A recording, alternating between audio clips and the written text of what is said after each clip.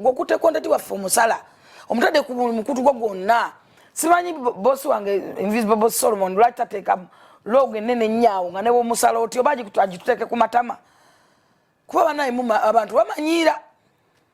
gwe evokera ku sort kujjako content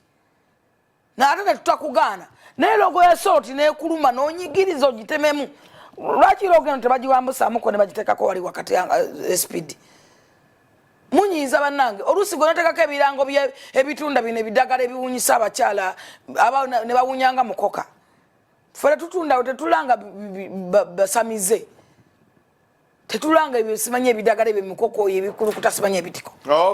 nego kute konati waffe mulangisa ebirango byabasamize ebyabasezi ebyabalogo ensimbi enganda fete tubyanyinyala abantu basebusi you are very smart tubyanyinyala mbabulirawo Madam Jennifer Fufika zo mulungi nawe oloza buli mwanyuma Nakangubi the presidential advisor ndwambule mundu womulala lwambala olabe bwatantunula ng'ebinyinyi nze mulungi abalungi bote batuba kala ako nkalina mutayi isengana tegeddeke nale badensibye ne tubera nga tuma nakugamba tonsobola n'owakana